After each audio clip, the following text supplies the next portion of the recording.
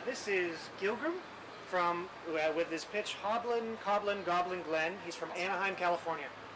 Hi guys. First, we want to welcome you here. Just so you know, we've written the part collaborative person, but That's all out of our system now. Okay, well I don't rhyme. ready for I promise. that. Good, that's excellent.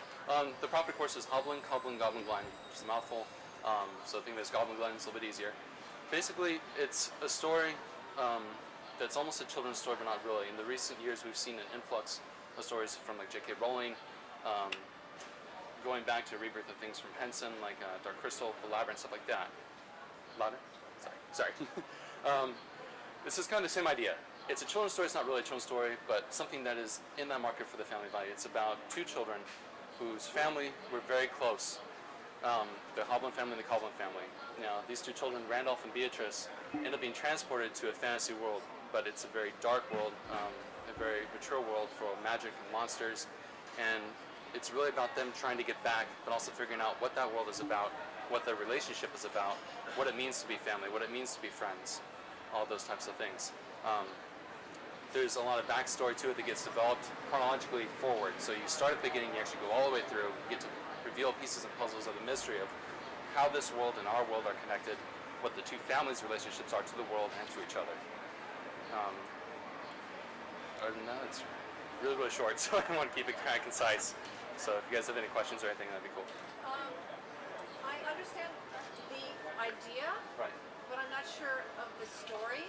Okay. And, you know, because it is similar to The Lion, the Witch, and the Wardrobe, and it is similar to other Absolutely. stories, what is this particular comic book that you want to sell us? Exactly. It is covering a lot of familiar territory, which is nice, but also brings that we can do new ideas.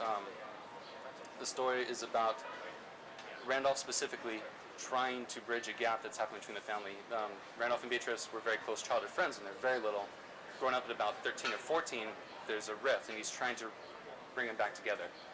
They are both taken to this other place, to Goblin Glen, and that is kind of the catalyst that he uses to try and bridge that gap to, reunite a friendship that was lost is the most important thing to him. What are the stakes? Surviving, dying, getting back, possibly bringing the two families back together too. Chris? No, I'm just interested in what kind of families they are before the rift.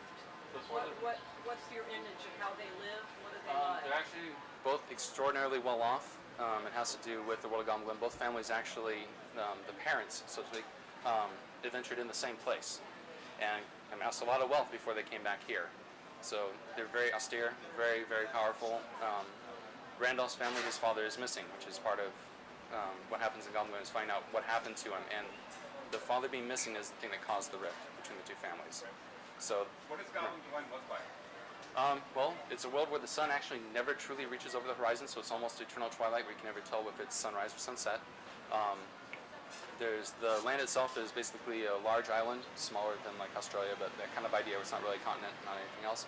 Surrounded by an acid sea with floating islands where there are separate kingdoms. There's flying machines, mechanical, clockwork monsters, magical things, ghosts that talk and interact with people and still walk around.